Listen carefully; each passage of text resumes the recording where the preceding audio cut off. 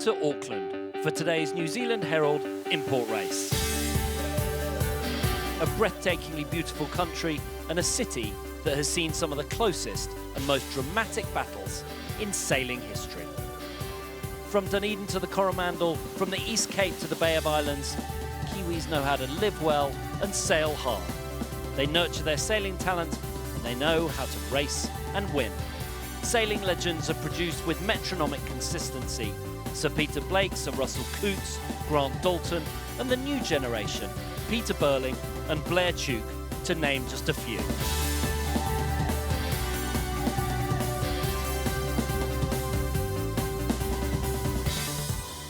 The two-week party at the Viaduct started early and promised to last long into the night, showing off the unique Kiwi culture and hospitality at its very finest.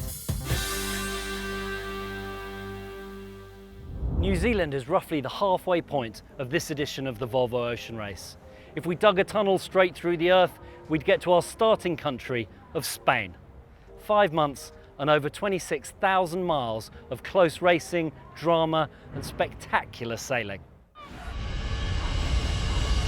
The first competitive action was the Alicante import race, which saw Mapfre send out an early warning to the rest of the fleet as they confirmed themselves as a race favourite, convincingly winning on home turf. The road to the start wasn't as smooth for Dutch entry Team AkzoNobel.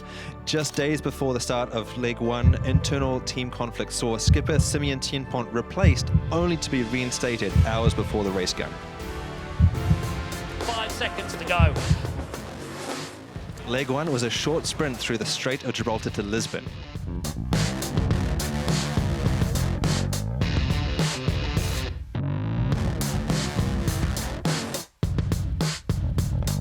Really cool.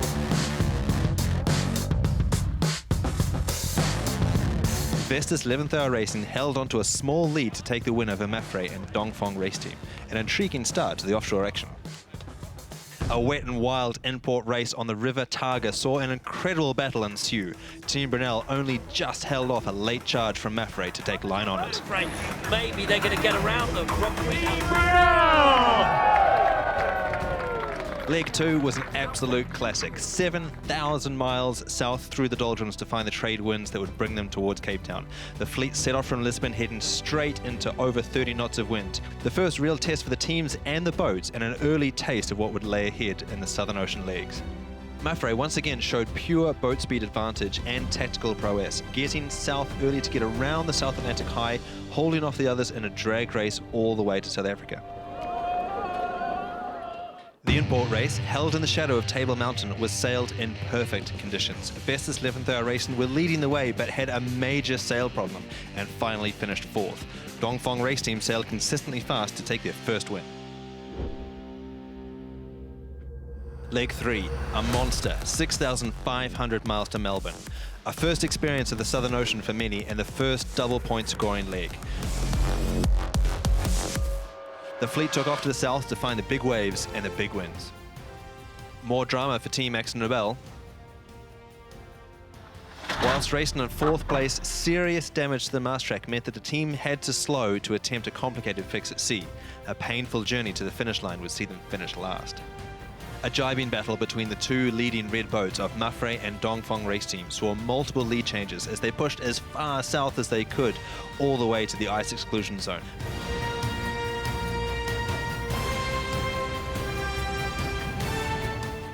Mapfre finally getting the better of the French-Chinese team, leading the charge north to a Christmas Eve finish in Melbourne. After a welcome festive rest period in the southern Australian city, the fleet set out back north, encountering another tricky crossing of the doldrums, which saw Sun Hung Kai Scallywag roll the dice and opt to cut the corner, heading east to lead the fleet towards their homecoming in Hong Kong, although they didn't have it all their own way. He's run up. Can you see him, Bess? Nipper, out of the way. Can you see him? No. Hold, just hold, hold. Come here, mate. Stern, mate. We're trying to find new ways to lose the race, though, I must say.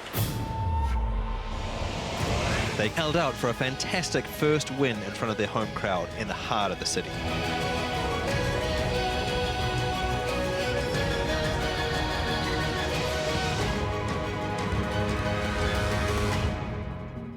Sadly, approximately 30 miles from the finish, Vestas 11th Hour Racing was involved in a collision with a fishing vessel.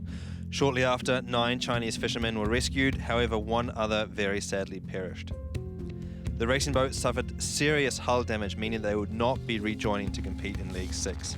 The boat would instead be shipped on a container ship to Auckland for repairs. The Volvo Ocean Race's first visit to Hong Kong was based in the old airport of Kai Tak, where the local fans had 2 import races to enjoy. Team Akzo Nobel finally getting some joy, taking their first win in the tricky race on Kowloon Bay. Beautifully sailed HGC import race, taking the win. Akzo Nobel. The following day, Mapfre were back to their old winning ways as they dominated a full racing lap of Hong Kong Island. Dongfeng Race Team, however, were the most consistent, finishing both races in second to get maximum points. Another first for the Volvo Ocean Race was the import race in Guangzhou. Thousands of Chinese fans came to see their local heroes on board Dongfeng Race Team, but it wasn't to be their day as they snagged a mark at the start of the race, which left them in last place. Mapfre once again proved to be the boat to beat as they mastered the currents of the Pearl River to take the win. Leg 6 was almost the reverse of Leg 4 as the teams chose their routes back south to Auckland. After days of sailing in the wrong direction, it's over there, and we're going. The fleet turned south for an easier than usual doldrums crossing. Team Akzo Nobel were the first through the light winds and took a slim lead that they held on to all the way to the finish here on the Waitemata Harbour to become the 4th boat to win a leg in this edition of the race. The scoreboard for the import series has Mapfre 5 points clear, having never finished outside of the top 2. Dongfeng Race Team are in second, and Team Brunel are third, 2 points ahead of Team Akzo Nobel. The import series serves as a tiebreaker for the overall race scoreboard, which means that although Vestas 11th Hour Racing and Team Akzo Nobel both have 23 points, it's the Dutch team that sit in 4th, with Sun Hung Kai Scallywag in 3rd. Dongfeng Race Team are 8 points ahead in 2nd, but it's Mapfre that sit 5 points clear at the top of the pile. Well, we're here dockside with local legend, man of the hour, America's Cup winner, an Olympic gold medalist from Rio, Blair Tuke, and his Mapfre skipper, Xavi Fernandez. Xavi, you're leading right now at the halfway point. Just tell us what the most important thing is that has kept you at the front. Well, we keep fighting. We have been fighting the whole way. I think, of course, as we've said a lot of times, the preparation has been very important, and I think we've done a lot of good things. And we've got good boat speed. We're working hard, and we're up there. And we saw from the last leg you were fighting a lot against Dongfeng Race Team, your main competition, but there are 3 other teams now who are sort of moving up the leaderboard, creeping towards you, Akzo Nobel, Sun Hung Kai Scallywag, and now Vestas 11th Hour Racing back in the mix. Does that concern you? What are you going to do to keep them behind? Well, of course they concern us, and of course they come in, better and better. But I think the last race we have, thought a lot, and I think we really did the right thing to, we tried, of course, very hard to do the best and try to win the leg. But then, if being so random, the way up to Hong Kong and the way down to here, I think, we sometimes look at maybe too much from the outside, but I think we did the right thing to stay together and just be, willing to win or lose only 1 point with them. And next leg is going to be different, and of course we will go. Not only looking at them, but trying to win the leg very hardly. Great. And Blair, it's wonderful to be here in New Zealand. And for you, just tell us a bit about where you grew up sailing here and how you got here. Yeah, it's certainly pretty special to be back here at home. Sailing down the Northland coast last week, past Kerikeri, where I grew up, where I first went sailing. Being at such a close race in here, it was pretty crazy to be honest. But yeah, that was a really special day, and now to be here and catching up with everyone and just enjoying the Auckland hospitality is great. What was your inspiration to get involved in the Volvo Ocean Race? Well, I think, New Zealand's, Kiwis have had a massive history in this race, right back to the Whitbread days and now into the Volvo, but of course Sir Peter Blake, Doltz, and then into Mike Sanderson winning on ABN. That was when I was sort of just starting to go through the youth ranks, so yeah, I definitely had a dream to do it since I was that age, and obviously things have been going on, so I've been pretty busy. But once I got the opportunity from Xavi to give this one a crack, I took it with both arms, and I'm loving it. And can you add the Volvo Ocean Race to your America's Cup and your gold medal? I certainly hope so. We're going to push hard. Like Shelby said, we'll keep fighting till the end and give it our best shot, and that's all you can do. So, yeah, great position for us to be in now, but we know all too well how hard the second half of the race is going to be. But, that excites us, and just looking forward to it. Great. Well, before their incident in Hong Kong, Vestas 11th Hour Racing were pushing Mapfre extremely hard. But they've been in a race of their very own. It's been an amazing effort by all involved to get the boat here in the water that you see behind us. I mean, coordination between our short team, the boatyard, all the suppliers, the stakeholders, and just a month ago we said we'd be on the water, this day, this time, and everybody stuck to the schedule. It's pretty amazing. So the boat literally just went back in the water up at YDL in Hobsonville, floated down the river here to the viaduct. We got to haul it out right now, put it on its keel, put the rig in, put it through its paces, but we were able to do most of our regular refit and maintenance work up at YDL, so that's very good. We're going to be sailing starting the 7th, plenty of time for the import race, a little bit of training by ourselves, and then, on-time leg start on the 18th, so all in pretty good shape. After spending some time at home, I think everybody was looking forward to getting back here and getting back to it, but with heavy hearts and not really knowing what that was going to feel like. And now that we've been here for a while and the boat is in the water, I think, I personally am just really excited to get back to it.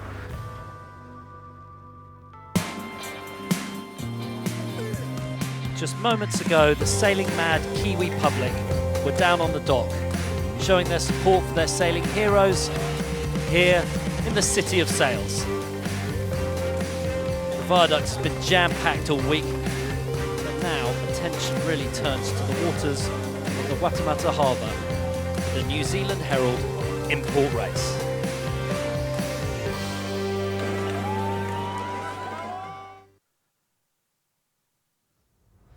So while we look at the beautiful backdrop of Auckland, let's take a look at the weather with the Vestas wind, and it's from the north, 5 to 10 knots. It's going to be plenty shifty, and the direction of the breeze means a little restricted from the race officer as to how he can set the course. So we may see some fairly funky sailing tactics out on the water, maybe even a port start. Let's take a look at the course. There we are in the middle of the North Island, coming in over Rangitoto Volcano. That's North Head and Devonport to the right, and right on top of the Sky City. And there's the start up to mark number 1 through the gate, both upwind and down. Mark 3 up back through the gate, then to mark 5, and it's down towards the finish. Remember, they have to go through the gate where the race committee starts each time. Here we go, down towards the start. And as we thought, it is a bit port tack.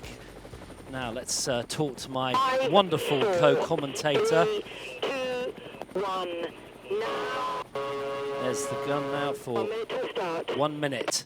Sally Barkow, Olympian and more importantly, previous sailor on Team Brunel and SCA. Team Brunel in this edition. Sally, what are your thoughts? It's going to be a tough one today. I think we'll see how many boats get pushed out at the pin end of this line. And with a port start, everybody's kind of behaving here, all on port tack, nobody trying to take anybody out on starboard. Well, and looking at the boats, Mapfre looking pretty bad shape right down to leeward. Brunel fractionally early with only 20 seconds to go. Dongfeng, they're early. That gives us an indication the sails are flapping, so they're trying to slow down. There's the bowman on the front of Sun Hun Kai Scallywag, just calling them to slow down a little bit. He thinks they might be fast. Oh, Scallywag are just going for it, aren't they? Look at that. And everyone else stopped. This might work out great for Sun Hun Kai Scallywag. And Mapfre have got the pedal down as well. Oh, great start from Mapfre. Well, here we go, the start of the New Zealand Herald import race on the famous waters of the Waitemata Harbour, right in front of downtown Auckland. The Volvo Ocean Race has come back to one of its spiritual homes. Mapfre did a beautiful job, way to leeward, but look at the windward end. Turn the tide on Plastic getting pushed out. Axo Nobel getting pushed out. Dongfeng getting pushed out. They haven't made The start line, what a disaster! We knew it was going to be a pile up there at that pin end of the line, and we'll see if there's any calls. There's a green flag on the umpire boat, all clear. I mean, Brunel had total control there. They could just push everybody over the line and go, but I think they made a big mistake by slowing the boat so much. Okay, well, let's go down on the water for the latest update of that dramatic moment at the pin end of the line. Nick Bice. Oh, we were just right on the pin there and almost got taken out in our rib, as a matter of fact. But, yeah, very good start by Matt Frane. David Witt called it beautifully, also aboard Team Scallywag, Sung Hong Kai Scallywag. It's unfortunate for poor old Dong Fong, Axel Nobel and Turn the Tide on Plastics, who are still battling at this point in time to get over the start line.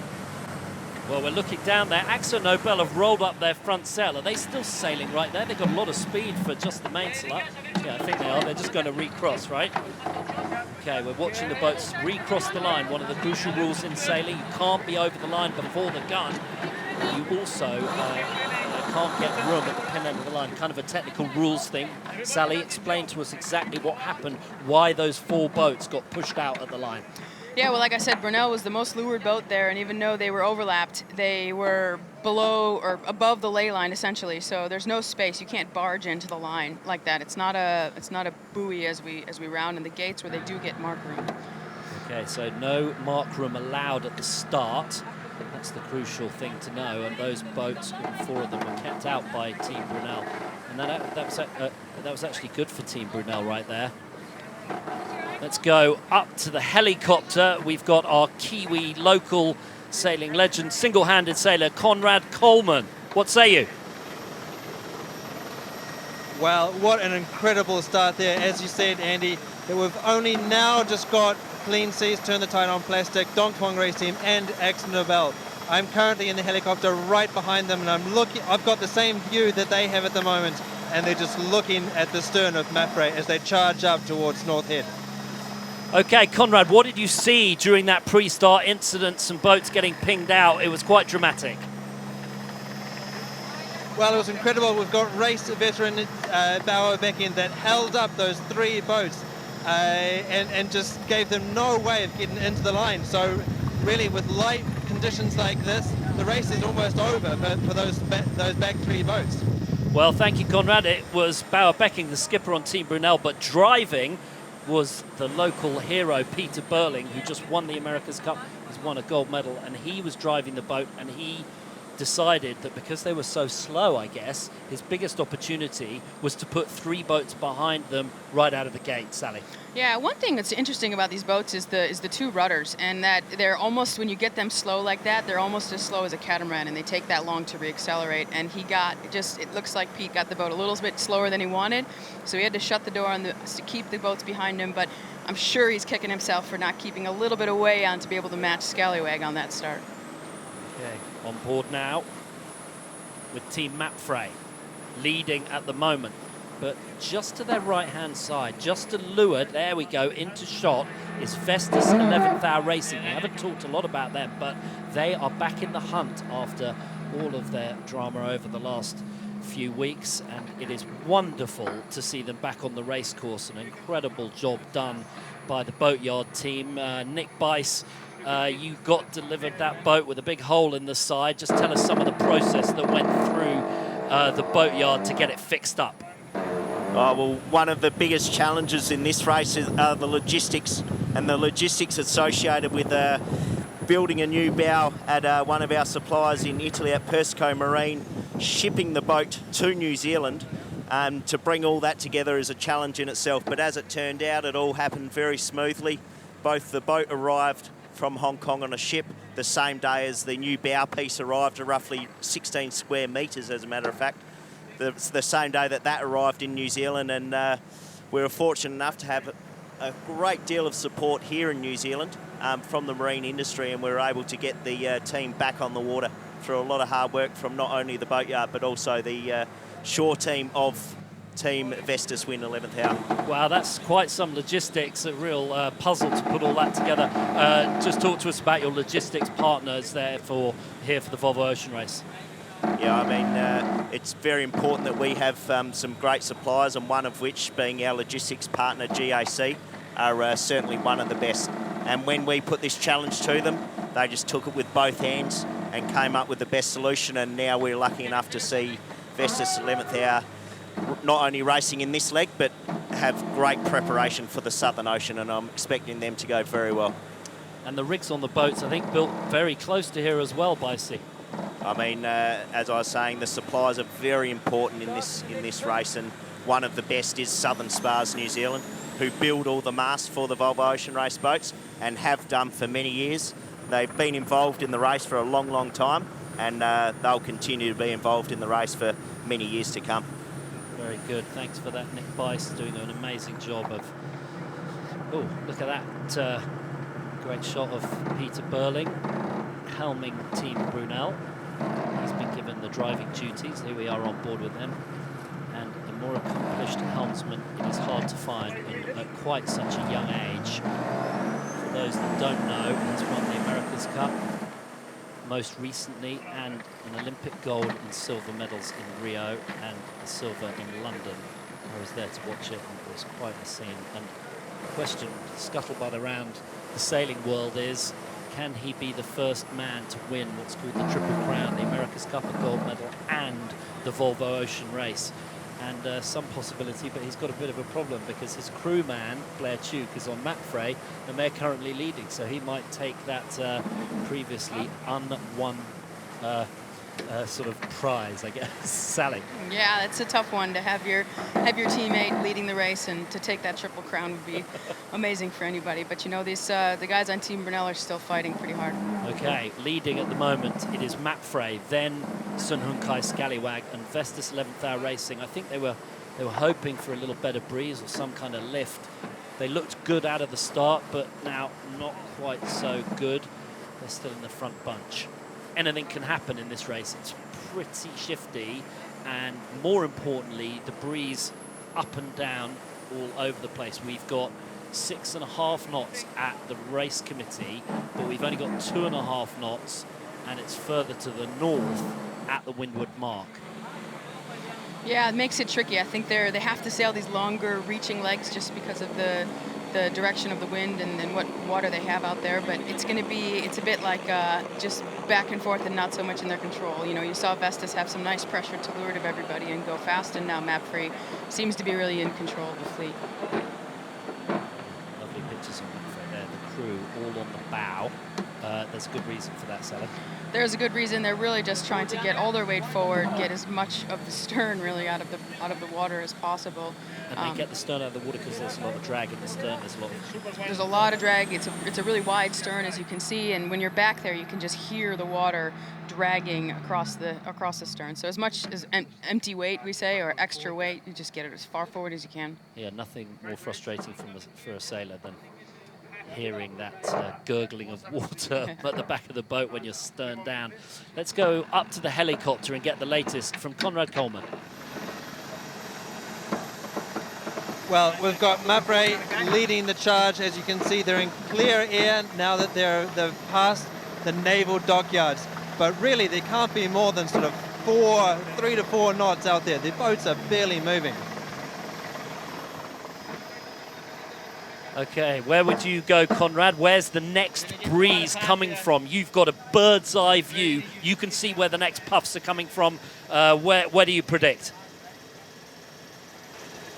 Well, it's tricky because the wind is coming a little bit sort of east or northeast, and so we've got Mount Victoria and the famous North Head that's kind of disturbing all of the wind that's coming down the racetrack. I'm desperately looking at puffs coming down on the water, and there's a little bit of breeze coming. There are a few flags moving, but it's tough to make a call at the moment. But I think that there's going to be more breeze up at the turning gate. Okay, thanks very much for that, Conrad. And we're just seeing a little bit of breeze just building on Team Brunel. Mapfre have got a nice little lead, and I've got to say that Mapfre, they just seem to manage to wiggle out of any sort of drama every time they get on the race course. Sally, is that preparation, it's smarts, it's sailing skills? Yeah, I think they don't have, well, they're leading, right, but they don't have a ton of pressure on them, and I think that start was a good example of just staying away from the worst part of the starting line, the pack where everybody was going to get held up, give themselves some space, happy with mid-fleet on the start, and then everybody else, you know, basically just shoots themselves in the foot, and now they're off to the lead. So. Yeah. Well, I mean, I thought Mapfre were absolutely buried on that start. They were to leeward of one of the boats, and it is dreadful, but really what they were doing, they were just cranking up the speed, and they slingshot through the line, and that gave them a big advantage. Look at that North Head, beautiful from the helicopter, and the panoramic scene of Auckland, the city of sails, right behind all the boats. Great spectator fleet out there today. Well, you can see, look at the different bits of water, wind on the water. The darker patches are where there's a little more breeze, and so that's ruffling the water, and that gives you an indication of where the breeze is. A little bit of breeze just to the right of Sun Hung Kai Scallywag, and with that, we'll go down on the water. Nick Bice, what do you see? Where's the next bit of breeze coming from? Looks light by the leaders right now. Yeah, it's definitely a lot lighter up this end of the course. At the top end of the course, we're just sitting off of the bow of Mapfre. And they're sailing into a much lighter breeze, and they've got a small header there, which I suspected with a bit of light east wind coming in. That's not the theme of the day, though. And okay, we got Team Brunel. Oh, look at that. They are totally in irons. The wind isn't blowing, it's sucking right now. It's awful. Sally, what do you do in these conditions? This reminds me of the doldrums. It's just bad. Yeah, you get stuck. He's going to use, Pete just put the keel down to leeward to help the sails fill on the leeward side of the boat in hopes that a little bit of pressure fills them and they can drag the boat forward through the water. Right, and we can see Peter Burling right there. He never seems to get particularly frustrated or upset. He's a cool character. He's super calm out there on the water, and you know, one thing Pete has that we all know, he's got really good instincts, so he feels the boat really well, and he trusts them all the time, and that's quite an amazing attribute in a sailor. Looks like it's all going inside out. So on board Mapfre, they're actually rolling up that masthead code 0.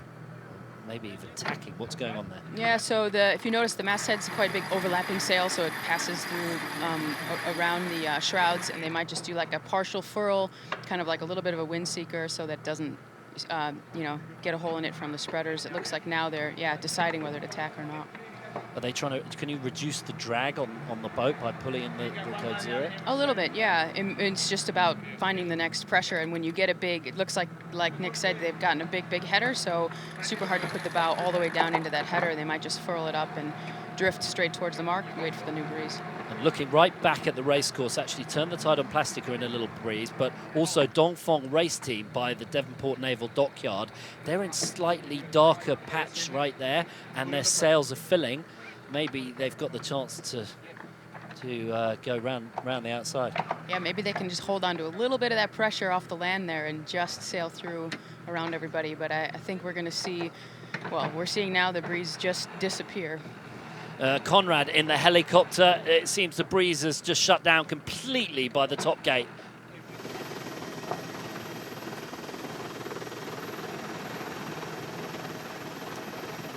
Conrad, tell us what you see up there. Looks like the breeze has shut down. Where's the breeze best? Okay, Axo Nobel seem to have a little bit of the breeze to leeward, ghosting through. And I mean, it seems light, it seems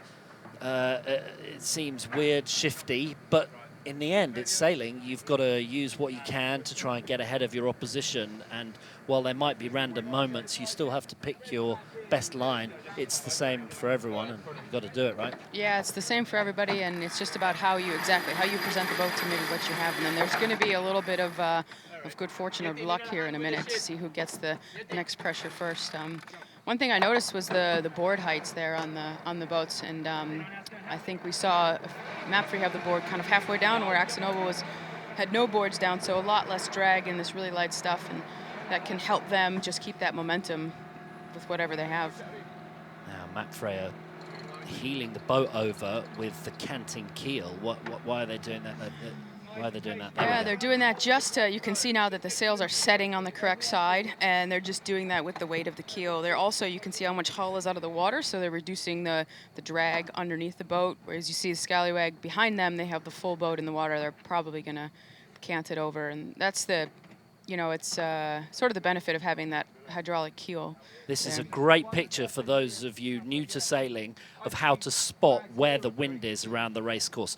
Just where Mapfre is, all along the middle of the TV screen, very light patch with lighter water. Just behind them, where Akzo Nobel are, and to the right of Akzo Nobel, there's definitely a bit more breeze where they've just sailed out of. So where the spectator fleet is, a little bit more breeze just wafting down onto the racecourse. Okay, let's. We think we might have Conrad back. Let's try him again. Conrad Coleman, what say you? Well, it's completely brutal. The eye here on the sky, I can see that there's absolutely no wind around Sung Hung Kai, Scallywag or Mapfre in the middle of the fleet. There are ripples pretty uniformly across the fleet now, even though it doesn't seem to be paying. We can see that there are ripples and there should be wind all around Turn the Tide on Plastic, but as you can see, they're completely stuck, not moving at all. Actually, it looks like Dongfeng Race Team all the way up on the north shore there has just been making the best progress, slowly slipping along by the naval dockyards, and I think that they're making a comeback here. Okay, where do you think the next new breeze is coming from? Mate, I might be in a helicopter, but I'm not a magician. It looks like the north side is going to be paying for now. Okay, the north side paying for now, so that'll be good for Dongfeng Race Team, and I think Team Brunella just around them as well. And it actually looks like Dongfeng Race Team have got a little bit of breeze there. So can they close it up to the leaders Mapfre and Sung Hung Kai Scallywag? Turn the Tide on Plastic, just trying to get through that transition zone. And Vestas 11th Hour Racing got a little bit of breeze just ahead of them. Thanks to all our viewers all around the world who are tuning in. We've got viewers in Itajaí, Brazil, saying how much they're looking forward to the race next stop coming to them when we leave next week here from Auckland, New Zealand. We've got viewers at Gurney's in Newport, Rhode Island, the next stopover after that. Great to have everybody watching and enjoying these beautiful pictures. The air is so clear in New Zealand. It's quite a pleasure arriving at the airport and getting that smell of nature. On board Mapfre.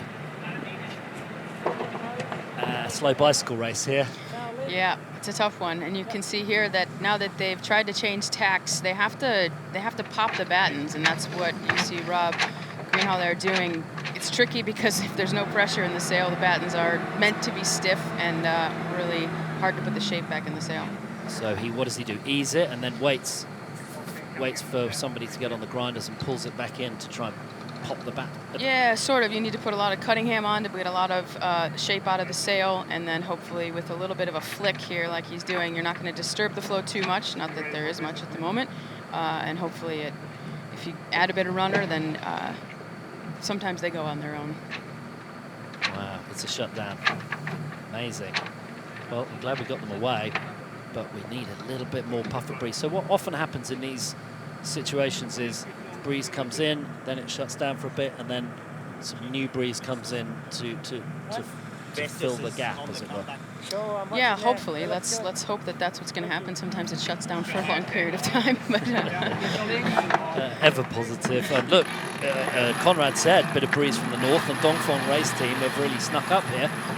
Let's go down to the water and ask Nick Bice for the latest perspective. Oh, I'll tell you what, it's going to be pretty painful on both Mapfre and Sung Hung Kai Scallywag. You've got both Vestas 11th Hour coming from the south and Dongfeng on the northern side of them, basically going around the outside of who were the two early leaders. I could feel a slight easterly breeze coming in, which was predicted, and it was predicted to go into the south also. So it's going to be interesting when that actually happens. And to add to that, in around 25 minutes, the tide will be changing, and it will be the tide will be going out. So it's going to be pretty hard to get down to the bottom end of this race course. Yeah, well, high tide at 2:50 in the afternoon. Let's go up to the helicopter and get a perspective from Conrad. Yeah, well, the tricky situation out there is that because there's a complete calm zone right in the middle, right where those turning buoys are. We had Vestas 11th Hour Racing back on the race course after the repairs. Were kind of leading the charge, had overtaken Mapfre and Songhai Scallywag. But the fact that they had to get in towards the turning marks means that they've completely stopped again. So now, last time I said that the wind was on the northern side and Dongfeng Racing was going well. Now on the southern side, we've got AkzoNobel with the best breeze at the moment. Right. The question is, can they hold it all the way to those turning marks? We just got a glimpse of AkzoNobel. I was about to challenge you to a little bet there, and I think AkzoNobel may come from 6th place, and I just have a feeling they might go around this top mark in the lead. But Vestas 11th Hour Racing have seen what is going on in that southerly side, and they've tacked towards them. Look at the new breeze just hanging around at the windward mark gate. It's only 3 or 4 knots of it, but enough to get them going, and Team AkzoNobel are going as well. They're okay. Ghosting along, nervous. Vestas doing great. The pressure should be building right now. That's nice. They feel like the pressure's just starting to build on their boat, so maybe they'll get across here on AkzoNobel. Keel. Plenty of breeze right there.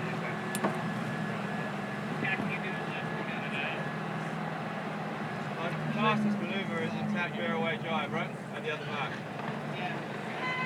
Best for pressure is a half line curl.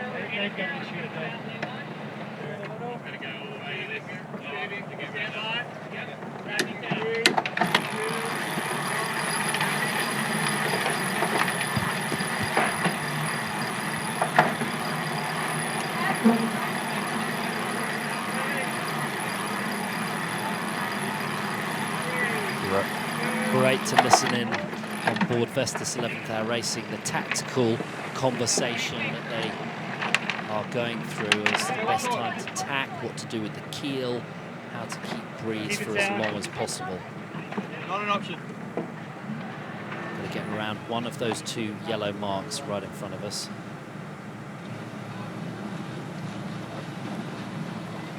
Risk possibly when the tack against good boys. We have room for the left line of Vestas. Voice of Jules Salter. Very tight little situation in the middle.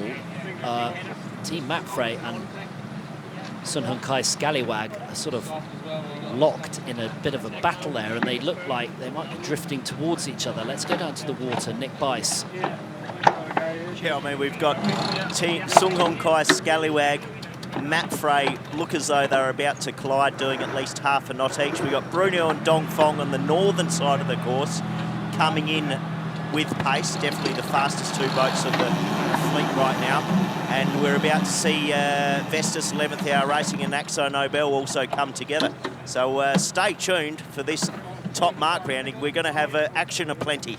Yeah, it's topsy-turvy, and the leaders are now stuck right in the middle with no breeze at all, and most others all going around the outside. Dongfeng race team are coming in with the east wind rather appropriately. Team AkzoNobel looks like they're going to get there. After an amazing leg, Team AkzoNobel are going to get round in the lead. Well, it looks like after a crazy upwind leg, Team AkzoNobel have picked the shifts perfectly and lead around the first mark. These guys very much on the up and up, Sally, Team AkzoNobel. They've had a great couple of legs, and they're moving their way up the leaderboard. They've really got the bit between the teeth. They got their act together, and they seem to have really gelled as a team. That was my comment. I think that you really feel them coming together as a team, and the teamwork getting a lot stronger.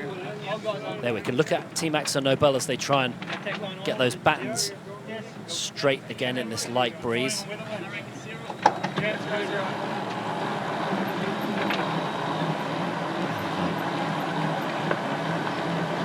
I think the other interesting part on that leg was that they went for their jib, and Brunel went for their jib as well, and that was a big gainer for them, instead of messing around with that masthead and having to furl and unfurl it.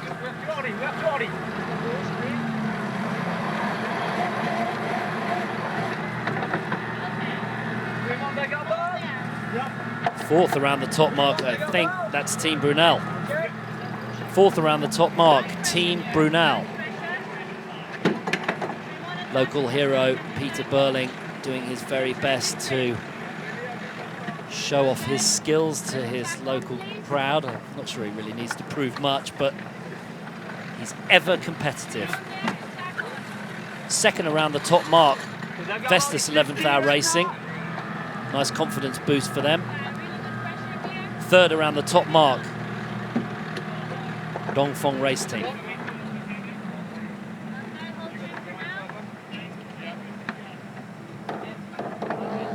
Fifth around the top, Team Mapfre after getting stuck in a hole.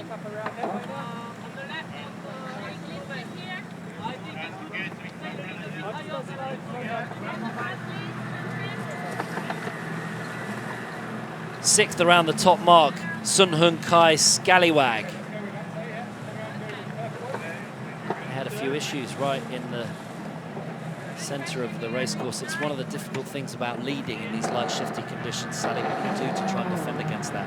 Yeah, you have to have your head up, you know, a lot more and a lot further away than you think. But I'm not sure they could have anticipated that one and made any different call. They were going really well with pressure, and the same thing happened to them in Mapfre. And when you get passed around the outside like that, you just have to kind of do it to them, and do it back to your opponents on the next leg if you can.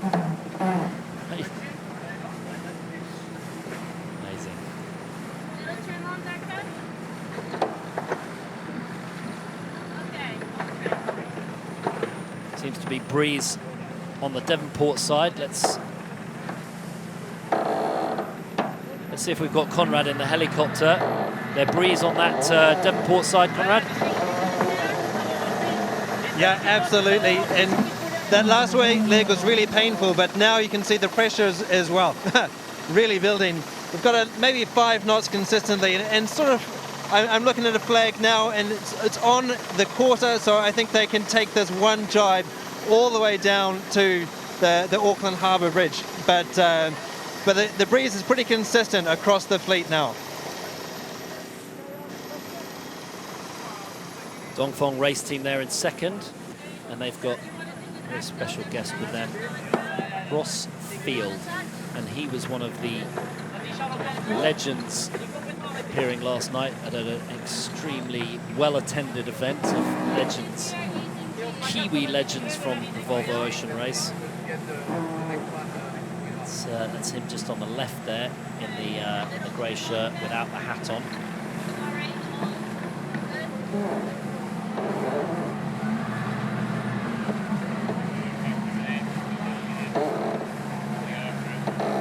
They roll them Ross Field, and you can see him just trying to urge the boat on, and Akzo Nobel have just sailed into no breeze or less breeze. Dongfeng seem to have kept the breeze. Rossfield first sailed around the world on NZI Enterprise way back in the 85-86 race. He was on Steinlager 2 when it won the 89-90 race. Steinlager 2 is out here on the water. The only boat ever in the race skippered by Sir Peter Blake to win all 6 legs of this race. No, I think it's got to look way now. Okay, guys. So Akzo Nobel got the breeze back again.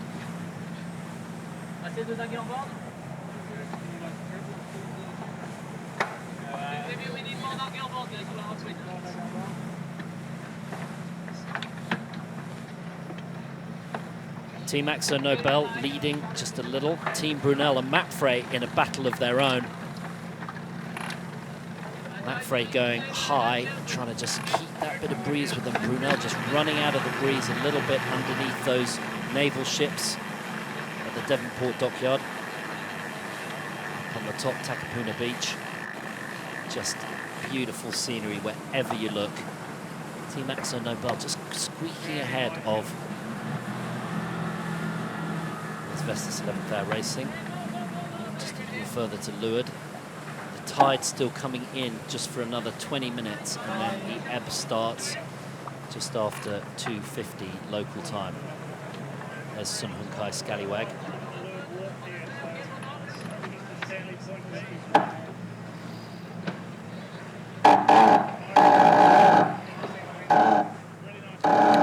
noises on the boats, even in such light air. Yeah, they must be having a little pressure up in the front of the group there to be able to ease the sheet and have that nice easing noise. Gives an indication that there's a bit of puff on. Martine Grail helping out with tactics with Nikolai Sersted. Let's listen in. I'm looking for the pin. That's the voice of It's Martine calling the new breeze. Very accomplished Brazilian sailor. Notice how much all their heads are turning around. They're just desperate to find the wind, to find the right line to that next mark, and that's what you got to do when you're leading. Right, look like swivel. meerkats on the back on the Yeah, boat. it's good. Alan. There we go. Team Axo Nobel still holding on to that lead, but Dongfeng race team putting them under plenty of pressure. And you know Martine Grail from the Olympic circuit. She won the gold at the Games from a very famous sailing family. A real asset to that team. A real asset, and you know when she's looking around like that, she knows what she's looking for, and I think she's really found her spot in that group and has found her role within the team, and she's quite an accomplished sailor. I've seen her sail the 49er, and it looks like when she's there with her crew, it's just like as smooth as butter when she's just whipping that boat around the course. And I think she's really enjoying the experience being on the ocean. Look at that, Dongfeng race team have just found a little bit of extra puff closer to the Devonport side. Brunel defending their position, and Matt Frey, who are trying to put the squeeze on them. A little bit of action on the front of Dongfeng. That might suggest that they're looking at a jibe. It's hard to say if they're just running over the pressure because they're going fast and the pressure in front of them hasn't built as much, or if it's a big shift, as you say, and they might have to make a big maneuver to get to these bottom gates. Just explain to us what you mean by that, running over the breeze. Well, they're apparent wind boats, so it's often you're moving the same speed as the wind or even faster, and if the wind is less in front of you, then it's like you're sort of, running over the wind in front of you, and then you'll see the wind, you'll see the front of the sails luff like that or curl in, and then you'll see them reestablish flow because then you start going the same speed as the wind again. Team Axo Nobel are on fine form today, and it's a good thing because they've got the honorary consul from the consulate of the Netherlands, Auckland, as one of their guests, Saki Hitman, on board. Very happy about that.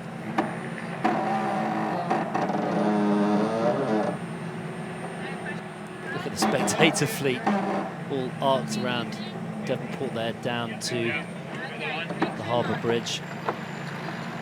Just on the right of screen, you can see Dongfeng over Nikolai Sersted's shoulder. He's keeping hawk-like eyes on them. It'll be interesting to see if they can keep their bow free, if they can keep their bow clear. If they can't, if they get rolled by Dongfeng, I feel like it's going to be pretty painful, and they might actually get rolled by the other two boats as well, by Brunel and Matt Frey. Great view from up top. It looks like Dongfeng race team might just have got a little header and a little bit more puff. Look, they're doing 3 knots more than Team Axo Nobel. We could see a little turnaround here. And now it looks like they're bearing away to get down to those gate marks, correct? To get through there, they might just be able to go right over the bow of Axo Nobel. 2 gate marks set just off the viaduct entrance, just the other side of the Westhaven Marina.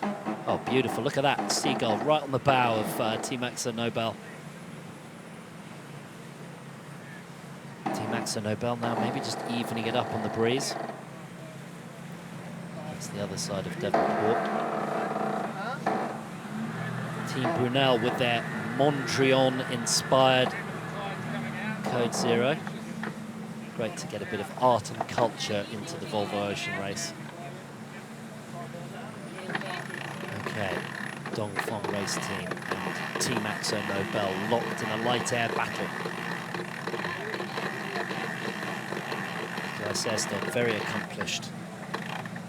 Very accomplished helmsman, a lot of match racing, and you can see now how smooth he's being on the helm. He's really desperate, like I said, to keep his bow forward in front of Dongfeng, and any little pressure they have, he's not coming up to Dongfeng because they know they have to go down towards the marks, And he's just, because he's being so smooth, and you hear the keel there back and forth, he's just accelerating right underneath them.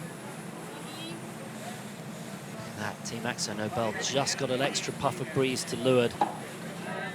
Now they're just squeezing back. I think Dongfeng race team will be taking out most for this, is that they're ahead of Mapfre, right? That battle continues. It seems to be almost like a little mini match race in the race, isn't it? They're always paying attention to them. But they have to be careful, because I think there's a lot of other teams up and coming in the middle of this race. Right, if it stayed like this, Dongfeng would get a second, Mapfre would get a fourth, and Dongfeng would close the score down to just 3 points. All right. Team Akzo Nobel, if they can win from here, that would catapult them into 3rd, ahead of Team Brunel on countback. But there's plenty of action to go, because look in the middle of the racecourse, there are shutdowns and there's breeze everywhere. The skill of the sailor really finding that breeze, keeping out of the tide going left to right as we look at it right now, but actually pretty mild on the tide, just getting to the top of the tide. We've only got about 15 minutes left of incoming tide, so in sailors' terms, that's what they usually call slack water.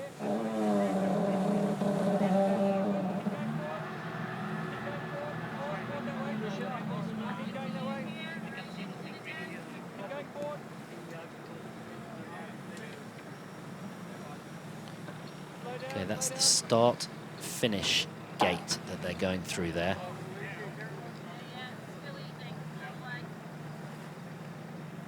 Really nice patience there on Akzo Nobel. You saw them almost get rolled by Dongfeng. They almost fooled us, being able to press over the top.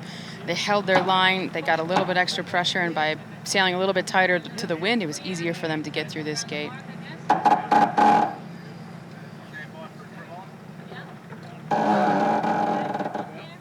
Dongfeng race team with all of their spare crew at the front. Looks like the no friend zone if they've been naughty. Get out to the front. It's all about performance. Daryl Wislang, the Kiwi on board Dongfeng race team, the main sheet trimmer.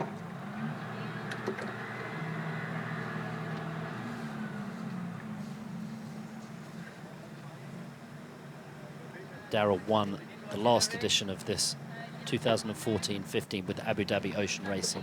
Oh, look. Vestas 11th Hour Racing. They've got the whip out and the horse is moving. They've got a decent bit of breeze as Brunel and Mapfre are both stalled.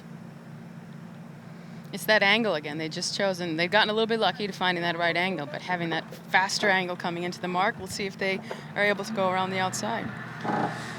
And this is Daryl Wislang's 5th Volvo Ocean race, before with Camper, Telefonica and Movie Star, and one with Ian Walker. He's very happy to be here in the land of the long white cloud. Let's listen in.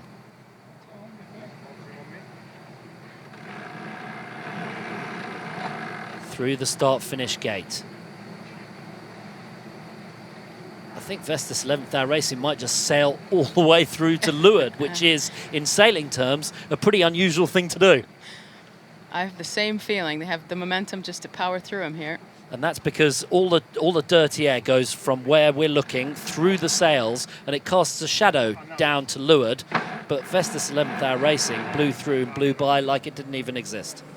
Momentum, that is, and I guess light air means that wind shadow doesn't have as much effect. Yeah, well, and because Brunel and Mapfre weren't actually moving through the water that fast, that wind shadow doesn't carry far away from them. And I think Vestas just had more pressure the whole time and actually probably had clear air to leeward of them to pass through. Yeah, well, we were talking about Daryl Wislang and his Kiwi roots in the race. And I got to say, the history of Kiwis in the Volvo Ocean race is spectacular. Winning skippers abound everywhere, and 9 sailors have won the Volvo Ocean race twice, 8 of which were Kiwis.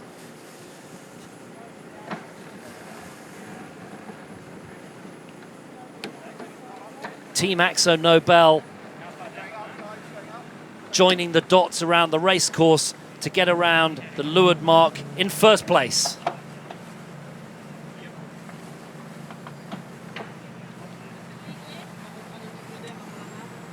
There are 3 Kiwi sailors who've won this race 3 times. There are only 3 people who've actually won this race 3 times, all of them Kiwis. Stu Bannatyne, Brad Jackson, and Mark Krusty Christensen. And Mark's, most amazingly, 3 times in a row. Team Akzo Nobel have joined the dots around the Waitemata Harbour to lead around the leeward mark in first. Nice.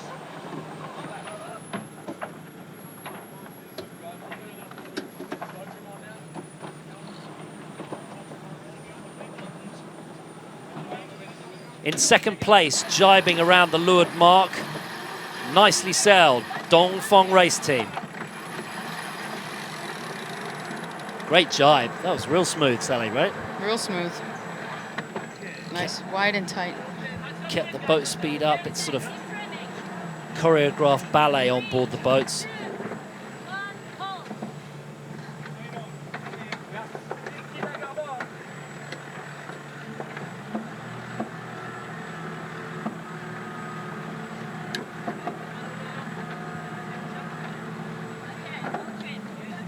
Okay, beautiful onboard pictures there. Lost field just on the right, the guest on board, Dongfeng Race Team. We're in the helicopter. Let's go up to Conrad for the latest.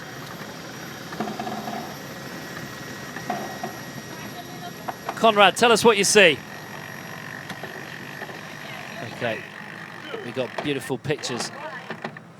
Oh, that is so great, iconic. Auckland Harbour Bridge and the boat sailing behind Prince's Wharf to the right-hand side. We've got 2 boats very firmly in first and second now, Team Akzo Nobel and Dongfeng. I don't think the helicopter's going to try and go under the bridge. I wouldn't put it past them.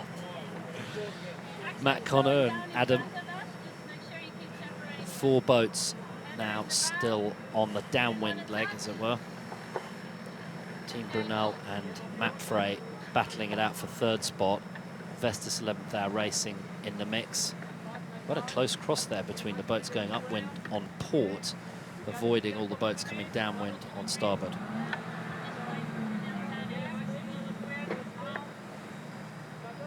Okay, I think from these beautiful pictures from the helicopter, we're going to be able to talk to Conrad.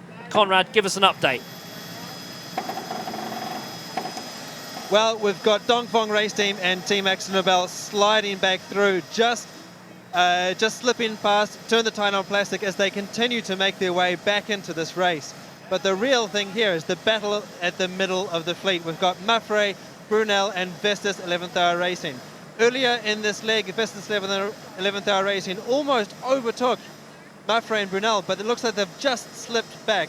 And now it's going to be a tussle as Brunel, with Peter Berlin at the helm, match racing Mapfre and Xavier Fernandez on the approach this downwind mark. It looks like Peter Berlin has given up the idea of fighting, and they're just going to follow Mapfre around. Yeah, that looked like a battle just brewing up there, and I think Team Brunel did the right thing, Sally, because if they'd have tried to jam it in there, you can slow down quite a lot with those sorts of tactical maneuvers. You want to keep it smooth in this light air. Exactly, and actually, Mapfre did the exact perfect thing, put the bow up just at the right time to break the overlap and accelerate away from Brunel. Brunel didn't have much of a choice to have any room in there.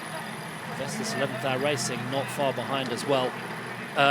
Conrad in the helicopter, tell us what you see on the upwind leg up to the top mark. Well, it looks like Team Akzo Nobel is a little bit knocked or a little bit less favoured by the wind. So they rounded that previous mark first, but at the moment it's Dongfeng Race Team that really look like they have the advantage over the Dutch boat at the moment. Well, it looks very close as we're watching pictures. The good news is it's like some breeze. Okay, at the bottom mark, for those of you particularly observant, the C flag was displayed. And that means it's a slightly shortened leg.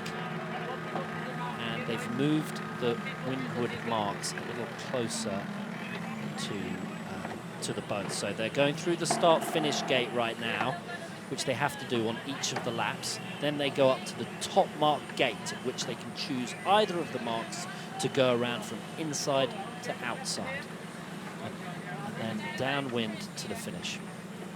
Dongfeng Race Team and Team Akzo Nobel locked in a light air battle.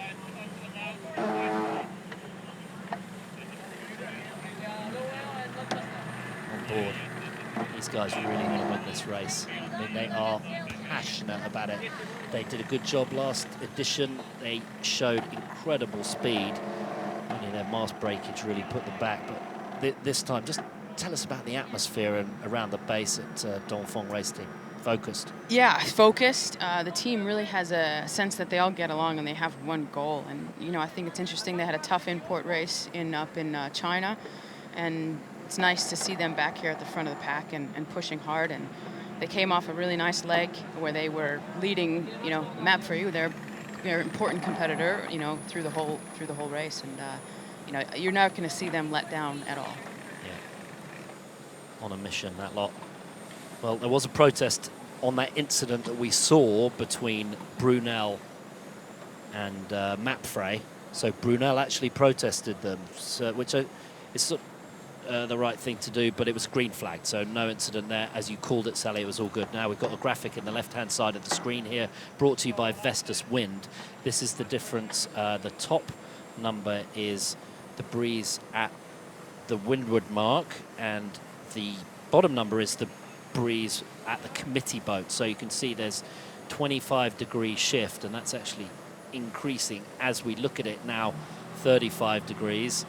So that just shows you how the breeze is puffing in all around the racecourse, keeping everyone on their toes.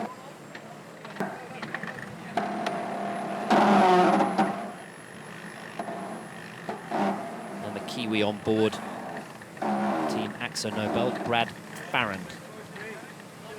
Yeah, Brad's done a lot of racing with Nikolai as well on the match racing circuit, and he's a little bit new to the Volvo Ocean race, but he's one of the best bow guys you can see up there. Young, but passionate about it. Yeah, and those two are good buddies, Brad and Nikolai. They have a very funny... They have a very funny demeanor. I think they do a bit of a week, you know, they do a bit of a show about their week on board, and it's pretty entertaining if you haven't seen it before. Right, it's like two old Portuguese sitting on the bench, right, while they're eating their dinner, and they talk about what's been going on, and there's crazy crashing all around them, and they're just eating their dinner, chatting away. It's quite funny. I'd highly recommend it.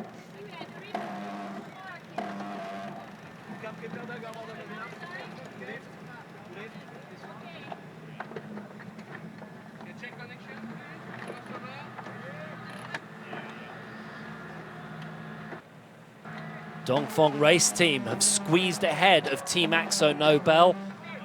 Just got a little extra puff. Dongfeng Race Team lead around the final mark.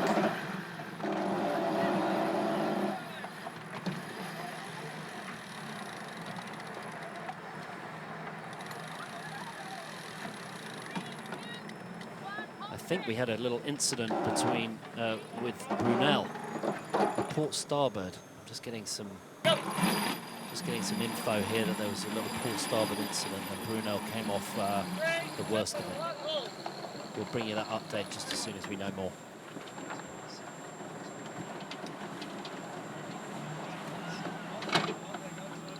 Can we go down on the water here? We've got Nick Bice. Let's hear from you. There was an incident with Brunel and Scallywag, Sung Hoon Kai Scallywag, Nick Bice.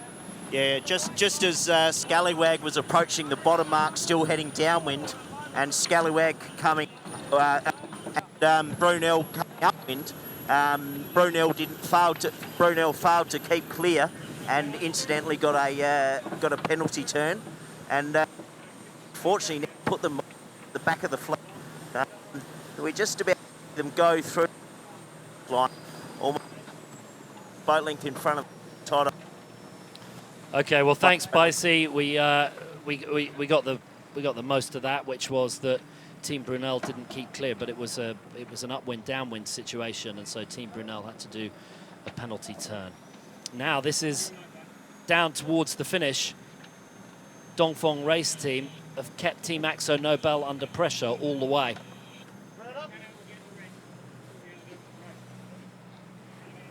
Just managed to squeeze ahead of them, and now they're extending their lead down towards the finish.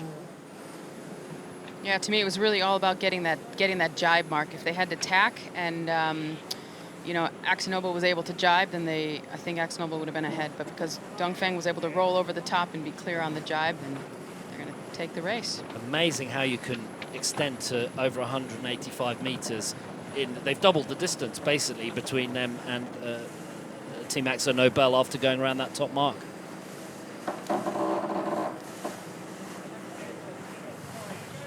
Dongfeng race team passing Vestas 11th Hour Racing, who are in fourth spot. A picture of the Mondrian Code Zero on Brunel.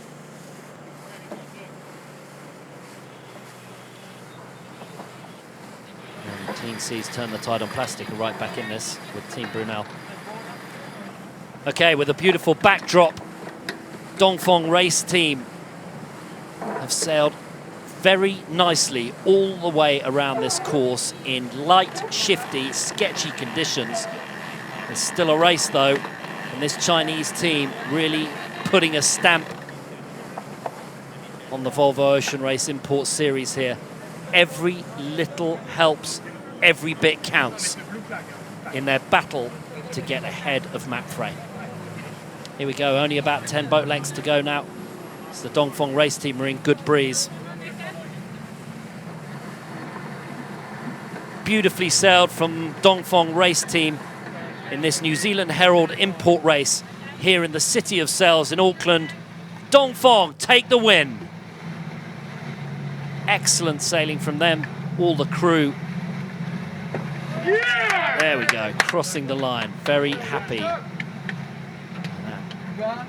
Means plenty to them, Sally. It sure does. They're not letting up, like I said. And a win is a win, and they worked really hard for that one. Boat speed made them win that race. And psychologically, they want to do this. There's Caroline Bruard hugging the skipper, Charles Cordrilli. They are super happy about that. Like I said, I think they had a tough last couple import races, and to put this one on the table, it makes them feel like they're back in the game. Right, in Guangzhou, they finished in bottom spot, having hooked the pin end of the mark. It wasn't good for them, and what a bounce back. What a comeback for Dongfeng race team.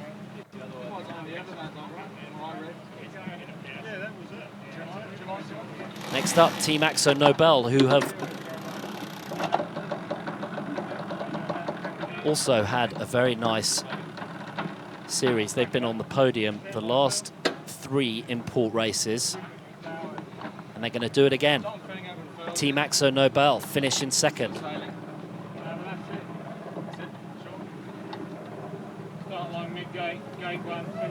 After putting all the pieces together, nice one, guys. An excellent finish for Team Akzo Nobel. Again, they're on the podium. This time, it's second.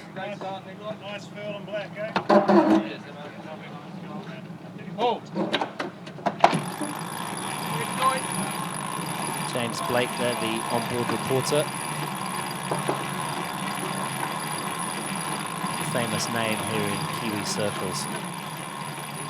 Vestas 11th Hour Racing going around the final top mark, squeezing ahead of Team Brunel and Turn the Tide on Plastic. McFrey has already been round, as I think have Sun Hunkai Scallywag. No, sorry, Sun Hunkai Scallywag coming in 6th. So Di Kafari done a great job of getting ahead of the Hong Kong team with David Witt. The only man, the Aussie, and the only man without a Kiwi on board his boat for this import race. Ooh. And they're in bottom spot. I wonder if he'll change all that. It was pretty close, actually.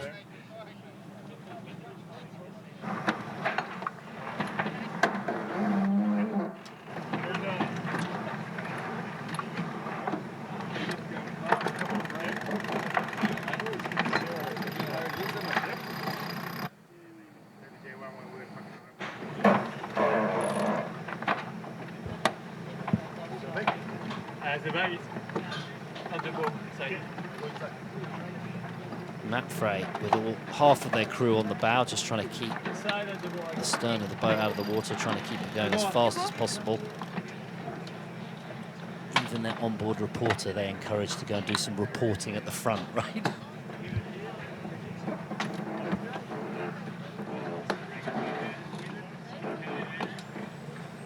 Okay, let's go down to the water and get an update from our man in the know, Nick Bice.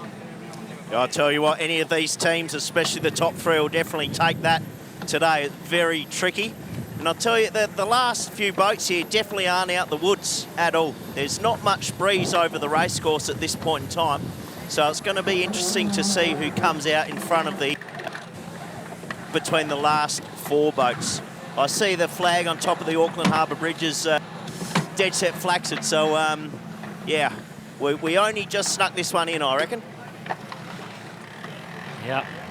Well, you've done this race a couple of times, Bicey. Just tell us what it's like to be here in Auckland watching this amazing racing.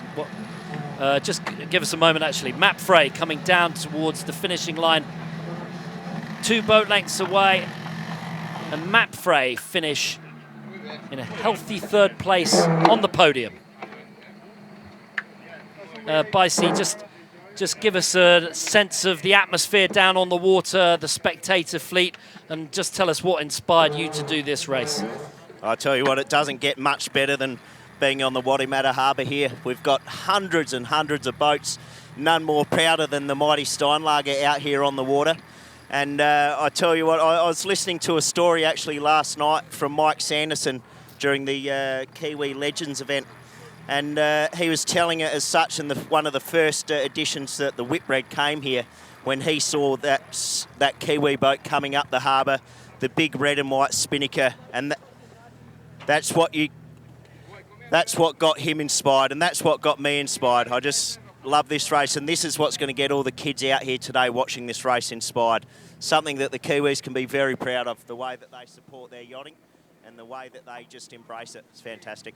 Yeah, it's been incredible around the viaduct. All generations and all very knowledgeable sailing fans in New Zealand. What do they say? If every Kiwi has a boat, or at least something to get out on the water on, and why wouldn't you with these beautiful waters here? Pure New Zealand. It is quite wonderful. The air so clear and the sun beating down. A lovely day. Here we go, Vestas 11th Hour Racing. Voice of Simon Fisher.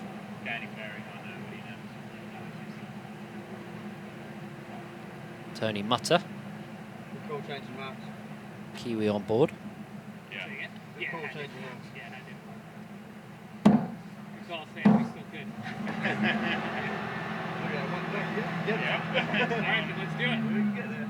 Okay, watching great pictures of Vestas 11th Hour Racing. Let's go up to the helicopter for an overview and some comments from Conrad Coleman.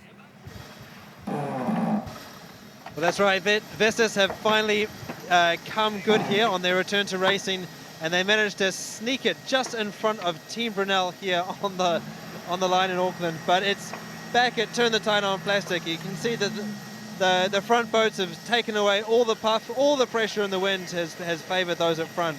And finally, Sea Kafari and Turn the Tide on Plastic that are struggling to make it back down the harbour to the finish line. Well, Vestas 11th Hour Racing cross with a very creditable 4th place in these tricky conditions. And now a very tight finish for 5th place. Oh, Sun Hung Kai Scallywag really trying to get it. In 5th place, across the line, Team Brunel. In short order after an up and down race. In 6th place, it's Sun Hung Kai Scallywag.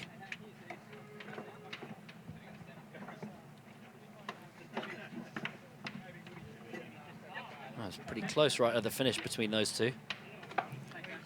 And then D Kafari, Clean Seas, and Turn the Tide on Plastic. Just a few boat lengths behind. Didn't quite get that extra bit of breeze. They were very close to all of those boats at the top.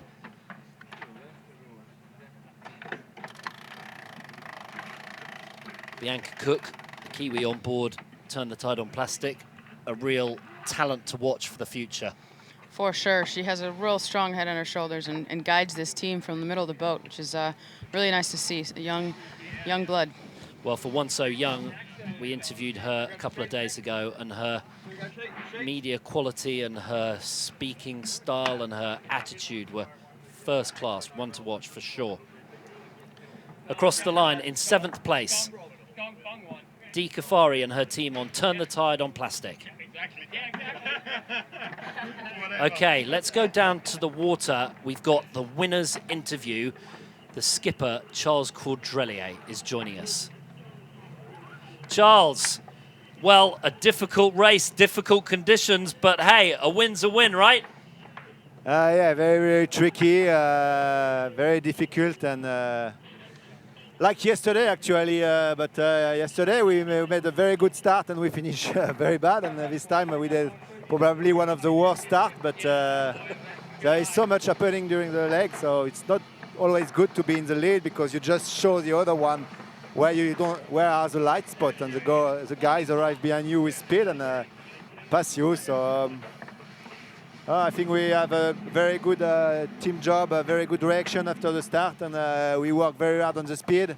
Very good speed also today, and so we managed to come back slowly and pass all the boats. So a very good team job, I think. And you managed to get rid of the previous memories of the import race in Guangzhou. You turned it around. Yeah. We have won the last on the 4 last import. We have won 3 of them, but of course we didn't choose a good one to finish last. That's very sad. We won in Hong Kong, we won in Cape Town, we won here, and we did last in China. So, but we have a very good sponsor, and they understand what is selling, and that sometimes it happens. But it's just the import, and now we are focusing on the leg. Well done. It just looked to me like your team were really, really happy to win that race. Everyone on board your boat very happy. Yes, of course, but because of course we were a bit sad about the finishing line arriving here, losing 1 point again against Mapfre. It has been tough also the last 2 legs, so everybody was exhausted, and now we had a good rest, and we know that the toughest part of the race is coming, so it's good to start like that, and the import is good for the mood of the team, I think, and it's very important for that, and I'm very happy because we work very hard to be good in import and for the start of the leg, and we have been spending a lot of time training with our coach Bertrand Passé, and now the results are here, and it was the weakness of Dongfeng last time, and we are not so bad this time, so we are all happy about that. Very well done, Charles. And just for the final comment, please give some words to your fans that are watching en français. Merci à tous ceux qui nous regardent, à tous ceux qui sont derrière leur ordinateur, parce que c'est un peu la nuit en France. Et merci de nous suivre. Et puis la course est encore longue et on va essayer de revenir derrière le bateau rouge, et que ce soit un bateau rouge qui soit sur la première marche du podium à la prochaine étape, mais un rouge chinois plutôt, rouge chinois et français, qu'un rouge espagnol pour une fois. Voilà. Charles Caudrelier and the Dongfeng race team, congratulations and bien joué. Okay, great. Well done. Let's see the scoreboards. And that was a big win for Dongfeng race team. Every nudge they can get. And 7th, Turn the Tide on Plastic. In 6th, team Sun Hung Kai Scallywag. 5th, team Brunel. In 4th, Vestas 11th Hour Racing. Nice for them to get right back in the mix. In 3rd, Mapfre. In 2nd, team Axo Nobel. And the winners, we heard from Charles Caudrelier and his happy team to put a couple of points on their main rivals, Mapfre Dongfeng race team. Let's go for the overall results here. And Mapfre are now only 3 points ahead of Dongfeng race team, so the gap reduced by 2. Team Axo Nobel squeak in front of Team Brunel in 4th, In 5th, it's Vestas 11th Hour Racing on 16. Team Sung Hun Kai Scallywag in 6th overall. And then D Kafari and Turn the Tide on Plastic in 7th overall. We've got some stats for you. These will be interesting to see for sure. Well, look at that. Well, look at average speed. Sally. Surely. Yeah, well, we called it, and you heard Charles. Speed was king today for them. Yeah, speed was king, and the top 2 boats getting the best speed. And in fact, that is a very that's a very straight bar graph there for the winners to the back of the fleet. Final comments, Sally. Thank you very much to Sally Barkow for joining us. What are your final comments? Oh, joy to be back in the booth with you, Andy. And lovely to be in New Zealand, right? Yeah, wonderful place. Yeah, excellent. Well, thanks everyone for watching. It's really good to be down here in Auckland, New Zealand for this super stopover.